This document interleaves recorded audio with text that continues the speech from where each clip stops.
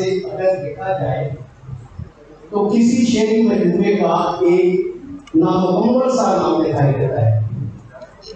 اسے ادھورا چھوڑ دینے کا مقصد شاید یہ ہو کہ اسے ہر قاری اپنی مرضی کے مطابق استعمال کرتے ہوئے اس کی ظاہریت سے نہ صرف محلیت تک پہنچ پائے بلکہ یاس کی وسعت کا ادراک ہونے پر ایک عجیب سی حیرانی میں ڈوب جائے.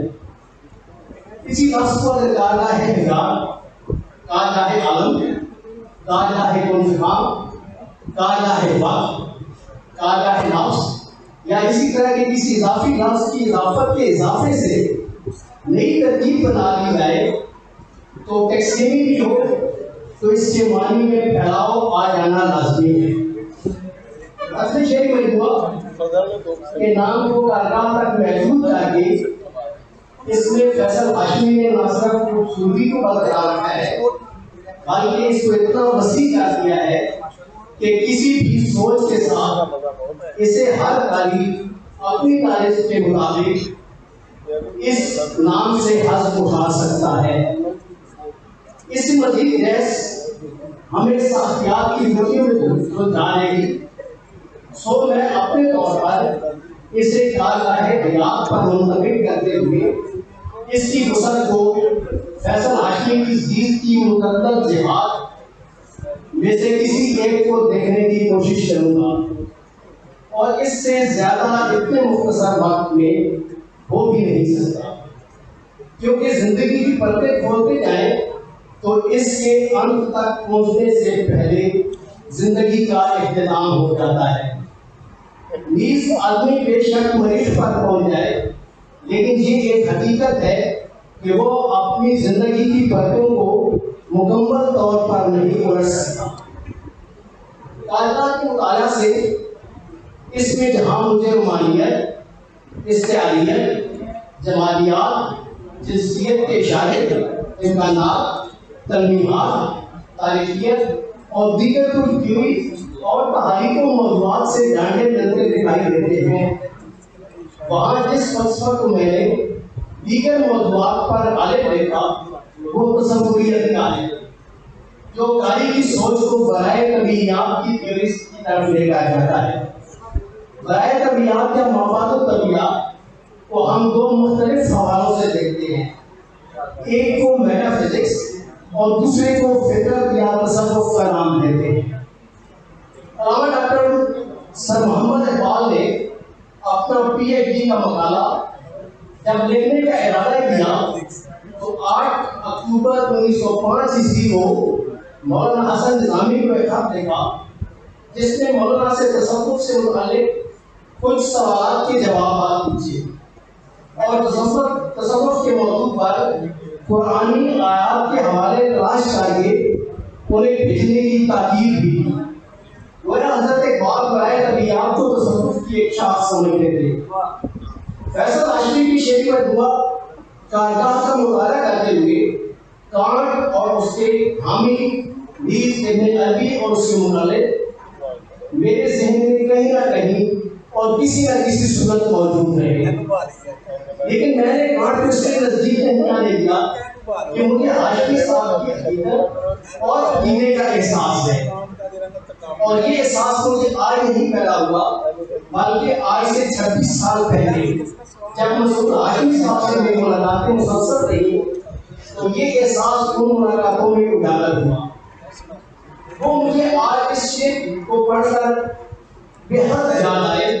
درود پڑھتے ہوئے خاک کے سپرد کیا جو پھول شوق سے ناراض لگ رہا تھا مجھے.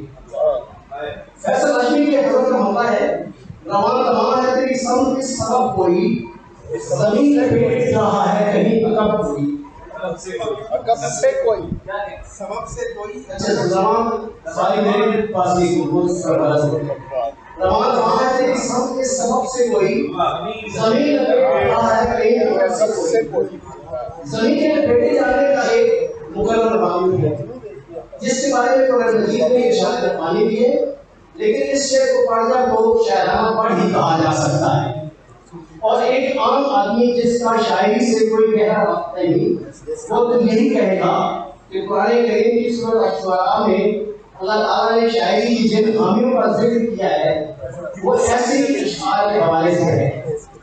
مجھے میرے مرید کا ایک واقعہ یاد آ رہا ہے. اس میں لکھا ہوا تھا کہ پیر غلام حیدر شاہ گیلانی اپنے مریدوں کے ساتھ کے سفر پر جا رہے تھے اور پیدل. ایک پیغام ایسا آیا کہ وہ پاؤں آگے بڑھاتے تھے اور پھر پیچھے ہٹا لیتے تھے. جب 2-3 دفعہ ایسا ہوا تو ان سے مریدوں نے پوچھا کہ حضرت کیا وجہ ہے آپ آگے کیوں نہیں بڑھ رہے؟ تو انہوں نے کہا کہ زمین کو لپیٹ دیا گیا ہے, زمین ختم ہو چکی ہے اور میں آگے جب پاؤں بڑھاتا ہوں تو میرا پاؤں زمین پر نہیں بلکہ زمین سے آگے نہیں کہیں آگے بڑھتا ہے, اس لیے میں پاؤں پیچھے کر لیتا ہوں. بہرحال یہ واقعہ مجھے یاد آ گیا اور اسی حوالے سے یہ شعر جو میں نے آپ کے سامنے پڑھا ہے یہ اس باتیں کی طرف اشارہ کرتا ہے کہ یہ وہ مبادئ طبیعیات کے حوالے ہیں جن کے بارے میں جن پر ایک انسان عام انسان کی گرفت نہیں ہو سکتی. ان کو کچھ خاص لوگ ہوتے ہیں جو کہ وہاں تک پہنچ پاتے ہیں.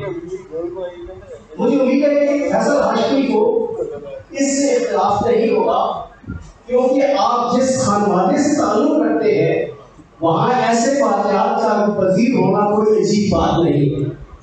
اسی لیے تو انہیں اپنے کہے کی تعریف میں کہنا پڑا تھکن اتارنے بیٹھا ہوں اس کنارے پر, زمین ختم ہوئی اور میں رکا ہوا ہوں.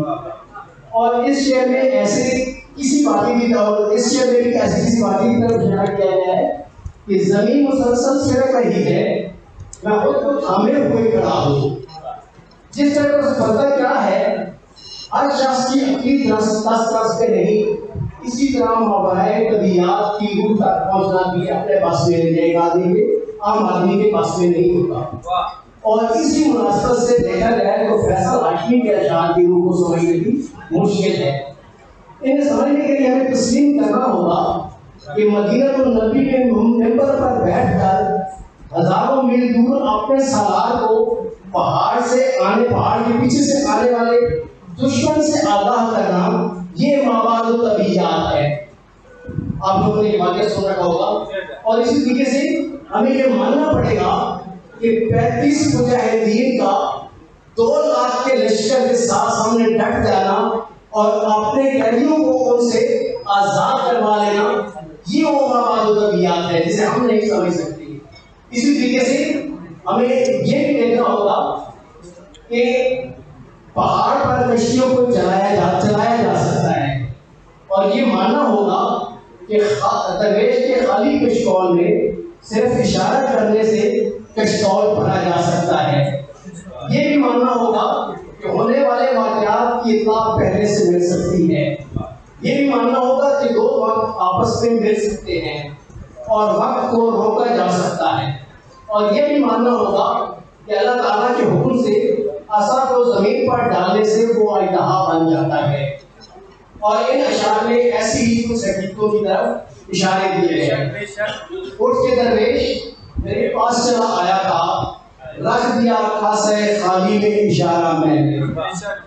بعد میں ایک آفتاب گزرتا ہے, ریت اٹھتی ہے پیشی ہوئی اور ہماری سانس کو ساکن رکھا گیا فیصل, ہمارے سامنے 2 وقت جب پھیلائے گئے اور چھپا لیا تھا عصا کو اپنے میں پھینک دیتا تو کہا تھا.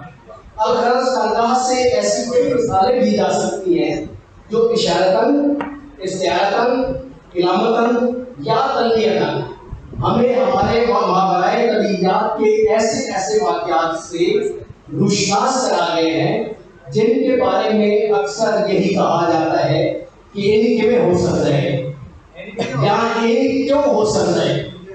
میں نے فیصل ہاشمی کی نظموں میں ظاہر خیال سے اس لیے انقلاب بنتا ہے کہ جب تشریح و تفسیر میں جاتے ہیں تو جب تک پوری نظم پیش نہ کی جائے قاری یا سامع کے پلے میں کچھ نہیں پڑتا. غزل کا ایک شعر کئی نظموں میں بیان کی جانے والی بات کا اظہار کر دیتا ہے. فیصل ہاشمی کی نظموں میں ایک بند اپنی جگہ علاج بھی ہے اور پوری نظم کے ساتھ جڑا ہوا بھی ہے.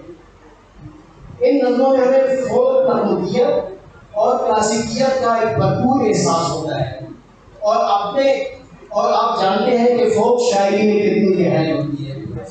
آخر میں فیصل ہاشمی کے ان خوبصورت اشعار کے ساتھ جانا چاہوں گا۔ یہ اشعار بھی رواں سلسلے کی کڑیاں ہیں جنہیں اگر جوڑ دیا جائے تو زنجیر لمبی ہو جائے گی، لیکن وقت کی یہ مقررات اسے برداشت نہیں کر پائے گی۔ بس اتنا یاد ہے پھر نیلی پروں والا کوئی پرندہ مجھے راز کا دکھانے لگا، اور مجھ کو گلپوش نے جب پہلے پہل دیکھا تھا اور سے اور بھولی جاتی تھی پوشاک میری، اور میں چشم فرصت حیرانگی سے دیکھتا ہوں گلاب ہاتھ میں قندیل ہوتا رہتا ہے، آئینے جیسا چمکتا ہے سنہرا پانی، اسم پڑھتے ہوئے دریا میں اتر جاتا ہوں میں اس خوبصورت کامیابی پر، کارگاہ کی شان پر جناب فیصل ہاشمی اور ہمارے ناظرین کو مبارک پیش کرتا ہوں۔ اللہ تعالیٰ ان کو خوش رکھے۔